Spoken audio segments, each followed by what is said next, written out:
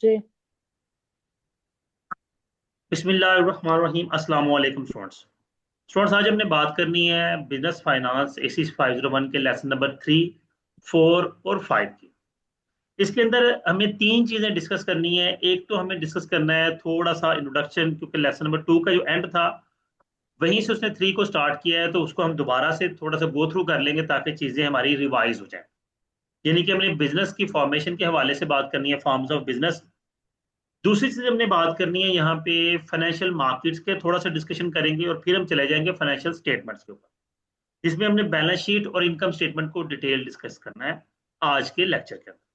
ठीक है। बिजनेस की फॉर्म्स मैंने लास्ट क्लास में बताया था, हमारे पास टोटल ना बिजनेस विद रिस्पेक्ट टू, अगर ऑनरशिप हम बात करें, ऑनरशिप के लिहाज से जो बिजनेस है ना, ये तीन हिस्सों में कैटेगराइज होता है। एक होता है सोल ट्रेडरशिप। जैसे कि आपके इलाके में कोई भी छोटी मोटी कोई मिल्क शॉप है, कोई करियाने की शॉप है, ठीक है, कोई कपड़े की शॉप है, तो वो एक ही बंदा है जो उसको चला रहा है। और मैं 80-90% ये बात श्योरिटी के साथ कह सकता हूं कि वो बिजनेस ऐसा है कि जिसके आप बिजनेस हो सकता है, शॉप का नाम आपको ना याद हो, लेकिन उसके मालिक के नाम को आप जानते हैं, क्योंकि सोल ट्रेडरशिप बिजनेस मालिक से ही रिप्रेजेंट होता है। इसमें एक ही मालिक होता है, वही नफा का, नुकसान का, सरमाए का, हर चीज का जिम्मेदार है। दूसरी फॉर्म है पार्टनरशिप। इसमें 2 से लेकर 20 तक लोग होते हैं, ठीक है, बाहमी मिलजुल कर काम करते हैं। और शराकती कारोबार के बारे में भी आप लोगों ने पहले कहीं ना कहीं जरूर सुना होगा। तीसरी फॉर्म है जी कंपनी। ये नाम ही तब मिलता है जब आप अपने बिजनेस को SCCP के पास रजिस्टर्ड करवाते हैं, security and exchange commission of Pakistan. और किन रूल्स के तहत?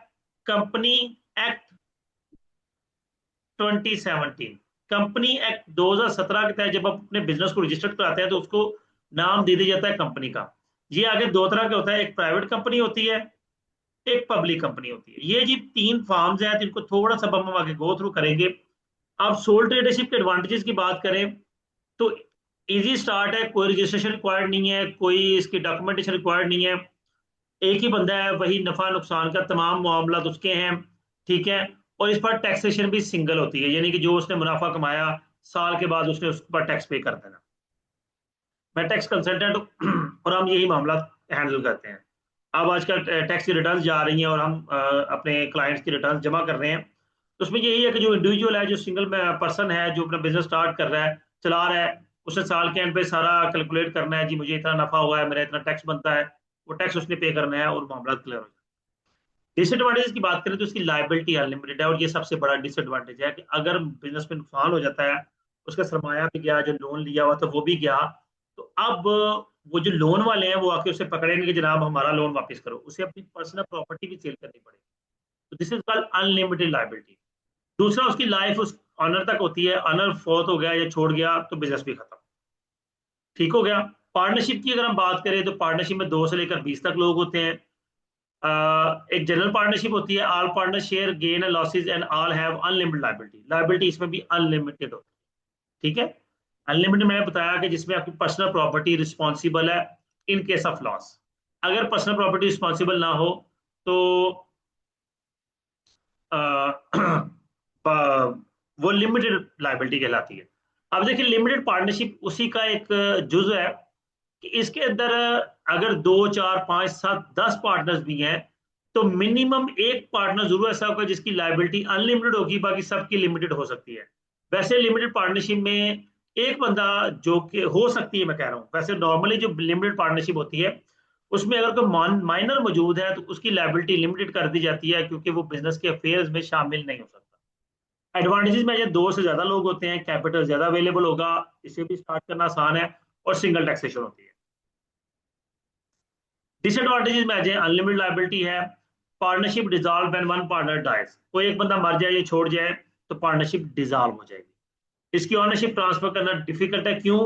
क्योंकि जब तक बाकी पार्टनर रजामंद नहीं होंगे, कोई एक पार्टनर अपना शेयर किसी दूसरे को नहीं दे सकता। अगली चीज आ गई कॉर्पोरेशन।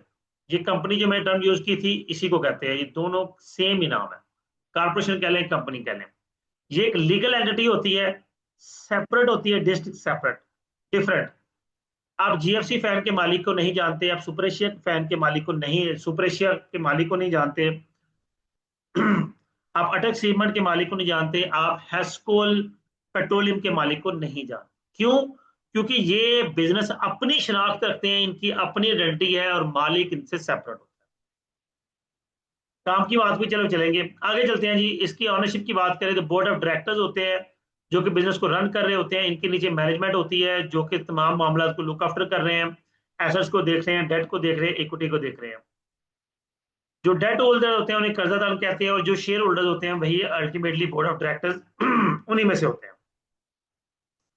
इसके एडवांटेजेस की बात करें तो लायबिलिटी लिमिटेड है, लाइफ अनलिमिटेड है। क्यों? क्योंकि इसमें अगर किसी मालिक की डेथ हो भी गई है तो कोई फर्क नहीं पड़ता।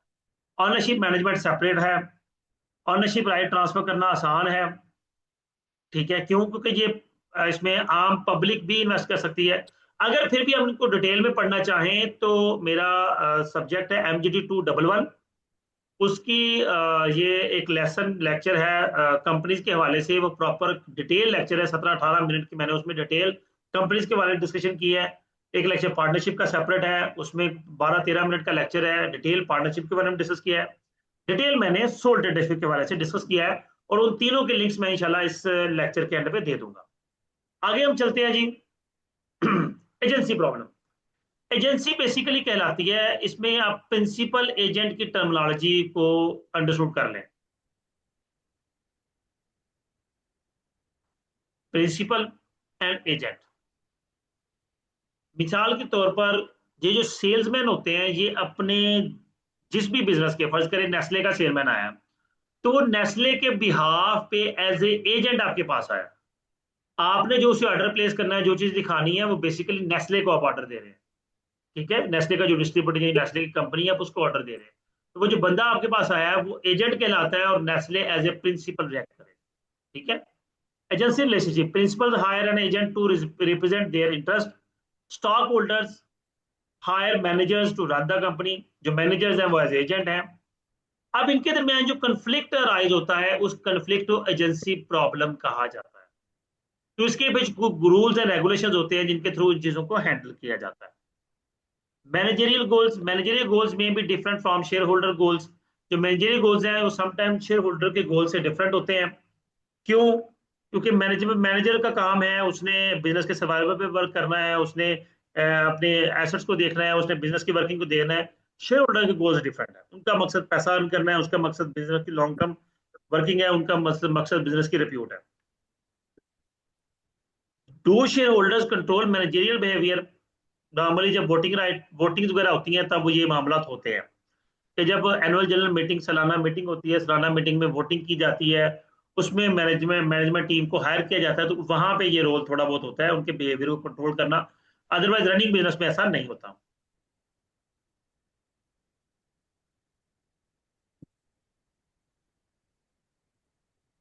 नेक्स्ट है जी हमारे पास जी बाकी कुछ नहीं है काम की चीज।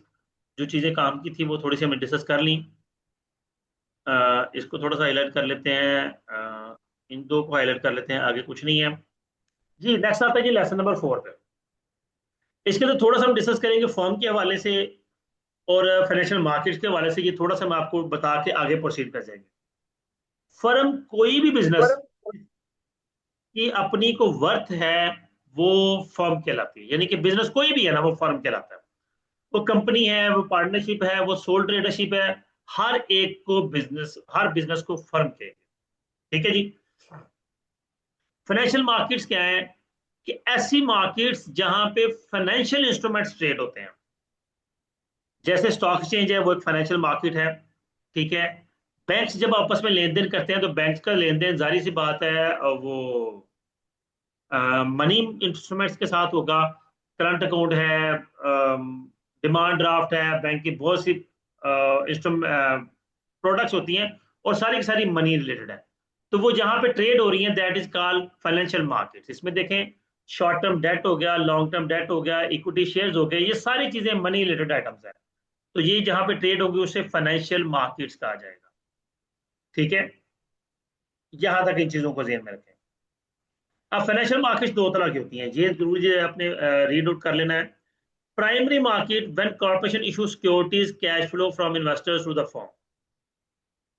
इसको मैं इसको आसान करके समझा देता हूँ, ये बड़ा अजीबोगरीब में लिखा हुआ है।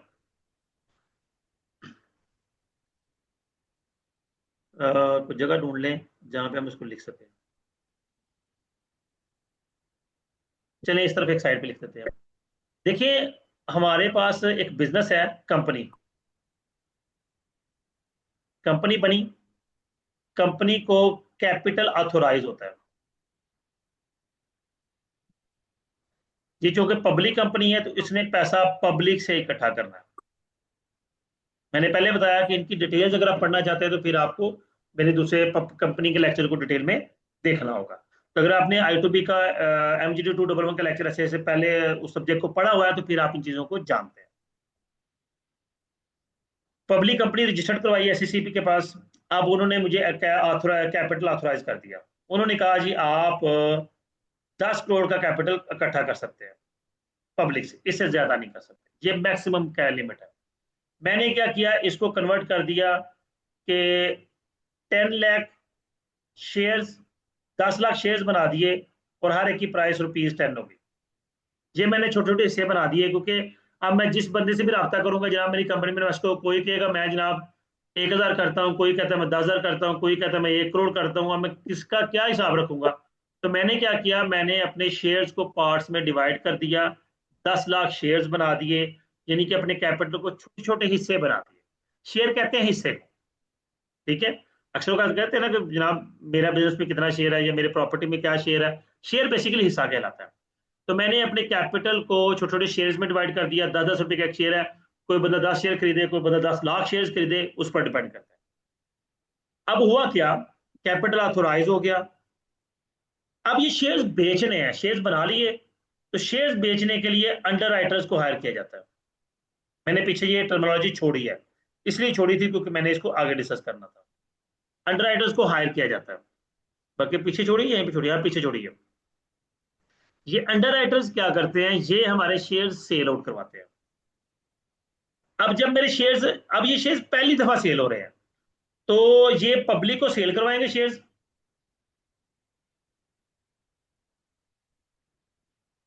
जनरल पब्लिक, जनरल पब्लिक को ये शेयर सेल करवाएंगे, तो ये सारे प्रोसीजर को, यानी कि ये मार्केट क्या होती है, मार्केट जहां पे बाइंग सेलिंग हो, तो शेयर सेल हो रहे हैं, तो ये जो अब ये सेलिंग का जो प्रोसेस है, इस मार्केट को हम प्राइमरी मार्केट कहेंगे, क्योंकि शेयर फर्स्ट टाइम सेल हुए। अब शेयर बिके, बिकने के बाद बंदा जाएगा स्टॉक एक्सचेंज में, वहां अपने शेयर्स को इलेक्ट्रॉनिकली रजिस्टर्ड करवाएगा स्टॉक एक्सचेंज में। उसे फिजिकली एक सर्टिफिकेट दे दिया गया, बंदे ने कहा जी मैं 50,000 शेयर्स खरीदता हूँ, तो कंपनी ने एक सर्टिफिकेट बना के दे दिया 50,000 शेयर्स का। उसने वो सर्टिफिकेट पकड़ा और स्टॉक एक्सचेंज में चला गया। स्टॉक एक्सचेंज में जाके उसने कहा जी ये मेरे पास शेयर है 50,000, मुझे इसको इलेक्ट्रॉनिक, मेरा अकाउंट ओपन करे और मुझे इनको इलेक्ट्रॉनिकली कन्वर्ट कर दे। अब वो मेरे अकाउंट में 50,000 शेयर शो हो गए। अब उनकी मैं बाइंग सेलिंग स्टॉक एक्सचेंज में करूंगा, तो स्टॉक एक्सचेंज एक सेकेंडरी मार्केट, जहां पे सिंपल चीज आप ध्यान में रख लें, प्राइमरी मार्केट वो मार्केट होती है जहां पे चीज फर्स्ट टाइम बेची जाए, और जब वो चीज रीसेल होगी तो वो सेकेंडरी मार्केट। अब इस चीज को आप समझ लें, आप कहीं से भी डेफिनेशन लिखें, खुद से भी लिखेंगे तो वो गलत नहीं होगी। यहां भी इसने बड़ा अजीबोगरीब लिखा हुआ था। आगे चलते हैं जी। अब मैंने जो भी टर्म यूज की शेयर्स की, वो बेसिकली स्टॉक को शेयर्स ही कहते हैं, और जो डेट होता है उनको बॉन्ड्स कहते हैं। बॉन्ड्स को आगे जाके हम डिटेल में समझेंगे, शेयर्स को आगे डिटेल में समझेंगे, आगे डिटेल आनी है, इसलिए आपने यहाँ पे कंफ्यूज नहीं होना, आगे इसी सब्जेक्ट में डिटेल्स आनी है। अब देखिए, dealer versus auction markets. Auction markets are different from dealer markets in two ways. Trading in a given auction exchange takes place at single site on the floor of the exchange. ये stock exchange की terminology है कि जब stock exchange में आप ये floor basically stock exchange को कहते हैं, ठीक है, फ्लोर ऑफ द एक्सचेंज। अब वहां पे खड़े होकर जब कोई बोली लगा रहे हैं तो वो ऑक्शन एक्सचेंज कहलाता है। और transaction price of shares are communicated almost immediately to the public. और उसी वक्त वो ट्रांजैक्शन प्राइस जो है वो पब्लिक को कम्युनिकेट कर दी जाती है। डीलर बेसिकली आपका जो रिप्रेजेंटेटिव है, उसके साथ जो आप डील कर रहे हैं उसको डीलर कहते हैं। ऑक्शन आप बिडिंग कर रहे हैं, तो ये डिफरेंट है, ये सारा कुछ स्टॉक एक्सचेंज में हो रहा होता है। अब हमें जो बेसिकली दो चीजें मैंने आपको कहा था हमने पढ़नी है, वो एक बैलेंस शीट है और एक हमारी इनकम स्टेटमेंट है। मैं आपको इसको थोड़ा सा एलेबोरेट कर दूं।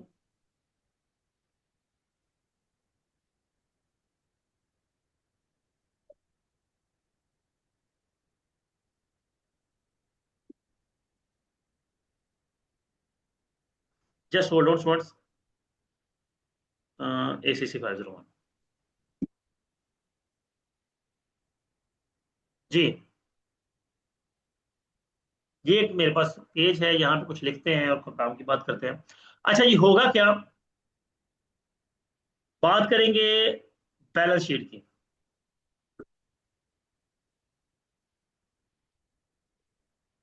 ये हमारी एक फाइनेंशियल स्टेटमेंट है। ACC 501 का प्री रेक्विजिट है MGT 101। जिसने MGT 101 अच्छे से पढ़ा हुआ है वो जानता है बैलेंस शीट क्या है, वो जानता है इनकम स्टेटमेंट क्या है। अगर आपने इसको अच्छे से नहीं पढ़ा हुआ है MGT 101 को, तो यहाँ पे तो मैं एक्सप्लेन करूंगा, लेकिन आपको वो पढ़ना चाहिए था। बैलेंस शीट एक फाइनेंशियल स्टेटमेंट है जिसके अंदर हम तीन चीजों को शो करते हैं। एसेट्स, इसकी इक्वालिटी शो करते हैं। Liabilities plus equity.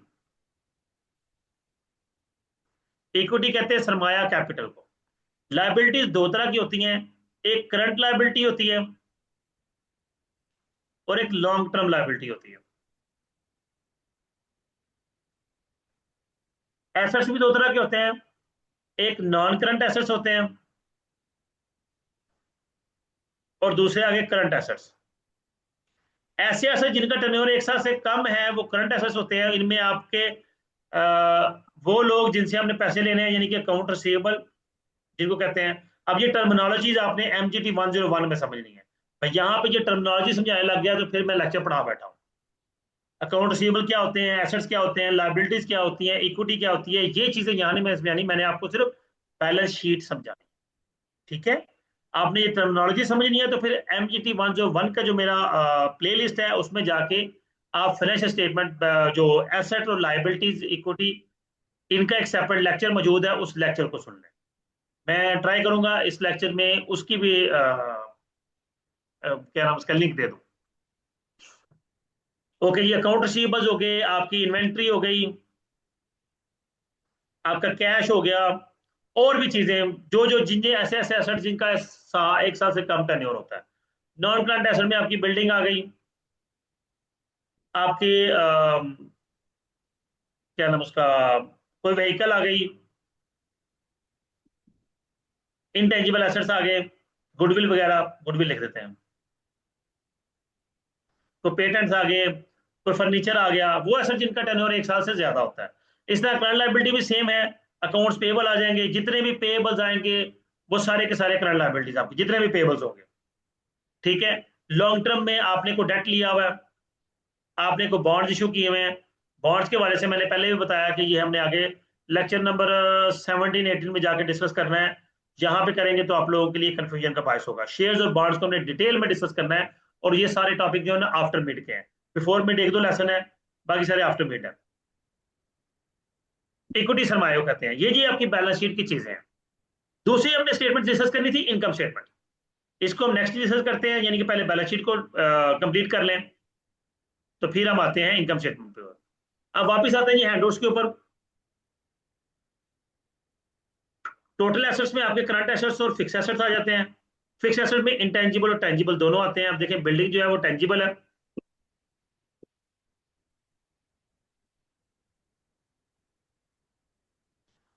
Current assets और फिक्स एसेट्स। करंट लाइबिलिटीज हमारे पास आ गया, लॉन्ग टर्म डेट है, शेयर होल्डर्स इक्विटी है। ये लाइबिलिटीज में तीन चीजें आ गई, current liabilities, long term liabilities और शेयर होल्डर्स इक्विटी। अब यहाँ पे आपके सामने एक फार्मूला दिया है। वर्किंग कैपिटल क्या होता है, करंट एसेट्स में से हम माइनस करते हैं करंट लाइबिलिटीज को, तो हमारे पास जो वैल्यू आती है this is called working capital. ये एक फार्मूला है, आगे हमने रेशियोज के फार्मूलाज भी पढ़ने हैं, उनमें ये आएगा। ठीक है जी। अब यहाँ पे थोड़ी सी डिस्कशन की है, करंट एसेट ज्यादा होंगे तो वर्किंग कैपिटल आपका ग्रेटर देन जीरो आएगा, करंट एसेट कम होंगे तो working capital less than zero आएगा, यानी कि नेगेटिव आएगा। तो ये अंडरस्टूड बात है। अच्छा जी, आगे चलेंगे। उसने बैलेंस शीट बनाने के लिए कहा है कि बनाए बैलेंस शीट। करंट एसेट 100 के हैं, नेट फिक्स एसेट 500 के, शॉर्ट टर्म डेट जो है वो 70 का, ये करंट लायबिलिटी है। लॉन्ग टर्म डेट 200 का है। नो एसेट्स हमारे कितने आ जाएंगे, 600 के हो जाएंगे, 100 और 500। ये देखें 100 और 500 आगे, करंट लायबिलिटी 70, 200 और 330 का इक्विटी है। दोनों साइड इक्वल आएंगे, this is called balance sheet. Balance sheet, अब वो शीट दिखा रहे हैं जिसमें हमने दोनों साइड का बैलेंस इक्वल कर। आप एक कंप्रिहेंसिव डिटेल में आ जाए तो करंट एसेट में cash and equivalents, account receivable, inventories, other current assets मिला के ये टोटल हो गए। ये 2022 के और ये 2021 के।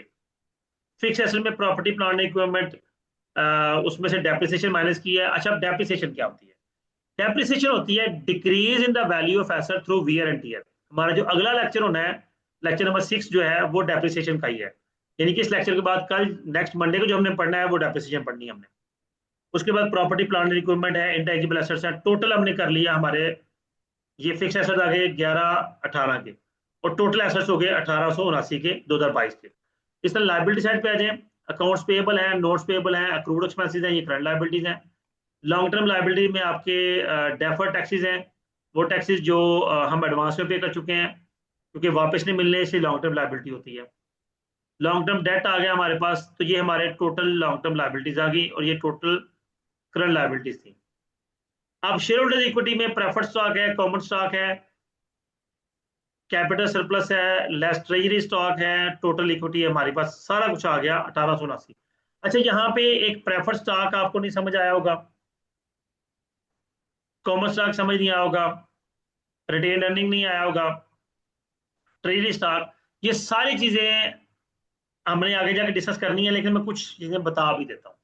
ये दो मैं बता देता हूँ। ट्रेजरी स्टॉक होता है जब कोई कंपनी अपने शेयर्स बाय बैक करती है, यानी कंपनी बाय आउन शेयर, जब कंपनी अपने शेयर्स खरीदती है मार्केट से। अब ये एक फाइनेंशियल इंस्ट्रूमेंट है, एक प्रोडक्ट है, शेयर्स एक प्रोडक्ट है जिसे मार्केट में खरीदा बेचा जाता है। कंपनी जब अपनी शेयर खरीदती है तो कंपनी उसको लिखती है ट्रेजरी स्टॉक। देखिए माइनस किया जा रहा है, क्या मतलब है? कंपनी ने अपने ये शेयर्स खरीदे हुए। Accumulated retained earnings, retained earnings जो हमारे सालाना प्रॉफिट्स होते हैं, प्रॉफिट्स का दूसरा दूसरा नाम है अर्निंग्स। अब देखिए प्रॉफिट किसका है? मालिकान का। लेकिन सारा प्रॉफिट मालिकान को डिस्ट्रीब्यूट नहीं किया जाता, उसमें से कुछ हम रख लेते हैं। यानी कि इसके दो हिस्से हो गए, एक डिस्ट्रीब्यूट हो जाएगा, दूसरा रख लेंगे। जो डिस्ट्रीब्यूट होगा उसका नाम कहलाएगा डिविडेंड, और जो आप अपने पास रखेंगे उसको हम कहेंगे रिटेन्ड। हमने अपने पास रख लिया, रिटेन कहते हैं अपने पास रखना, रिटेन्ड अर्निंग्स, और जो डिस्ट्रीब्यूट किया उसे डिविडेंड कहते हैं। आगे चलेंगे जी।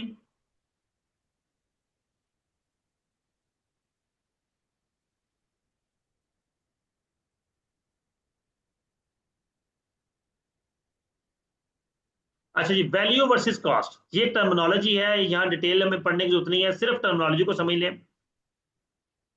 कॉस्ट वो चीज होती है जिसपे आपने कुछ चीज खरीदी है, बाय समथिंग।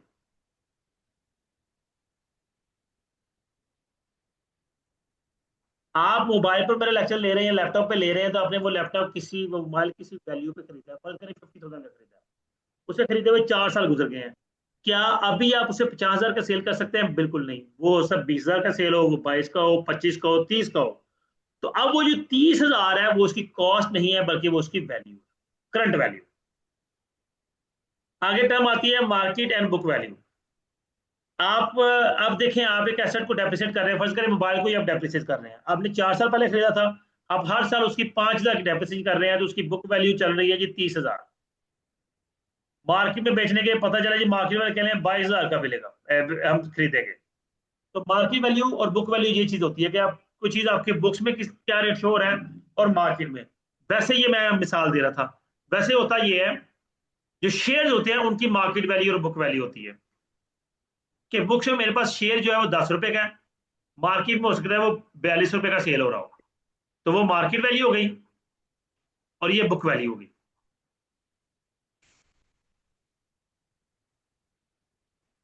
हाँ जी, बात आ गई इनकम स्टेटमेंट की। अब इनकम स्टेटमेंट को थोड़ा सा अंडरस्टैंड कर लेते हैं, इनकम स्टेटमेंट क्या होती है। इनकम स्टेटमेंट बेसिकली सिंपल आसान टर्मिनोलॉजी के हैं, तो हम अपने रेवेन्यू या सेल्स में से अपने तमाम एक्सपेंसेस को माइनस करते हैं, और ये माइनस करने के बाद हमारे पास यहाँ तो आता है प्रॉफिट। अगर रेवेन्यू ज्यादा होगा तो प्रॉफिट आएगा, अगर एक्सपेंसेस ज्यादा होंगे तो लॉस आएगा। लेकिन जब हम इसको डिटेल फॉर्म में डिस्कस करते हैं तो हम सबसे पहले लिखते हैं सेल्स। उसमें से हम अपना कॉस्ट माइनस करते हैं। पूरी लिखें तो cost of goods sold, sales कर रहे हैं ना, जो चीजें बेची हैं उनकी कॉस्ट माइनस करेंगे, तो ये आ जाएगा ग्रॉस प्रॉफिट।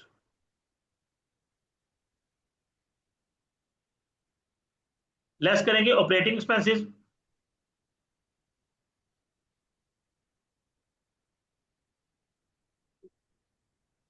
ऑपरेटिंग एक्सपेंसेस में हमारे पास क्या आ गया,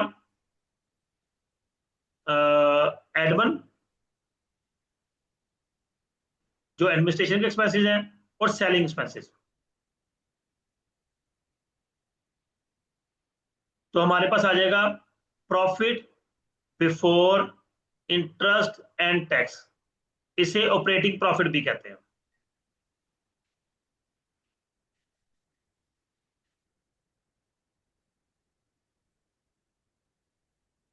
ये तो, इसके बाद हम इसमें से माइनस करते हैं, अपना इंटरेस्ट माइनस करते हैं, तो वो आ जाएगा प्रॉफिट बिफोर टैक्स।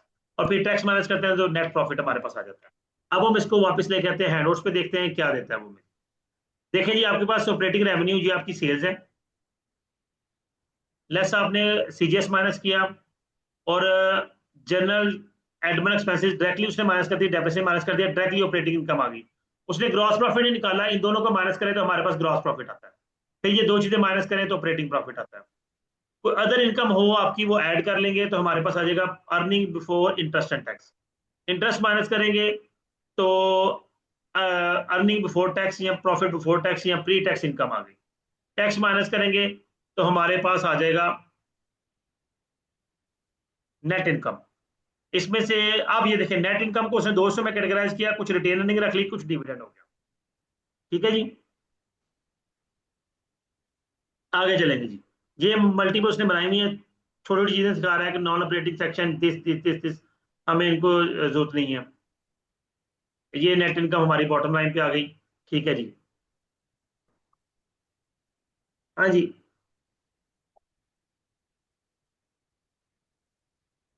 जी आगे कोई चीज, आगे टैक्स का हिस्सा आ जाता है। ठीक है।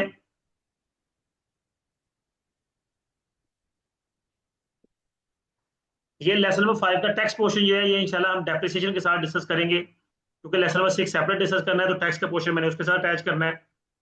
और अभी डिस्कस भी करेंगे तो आपके लिए थोड़ा सा वो क्या कहते हैं कि ओवरडोज हो जाएगी तो प्रॉब्लम हो जाएगी।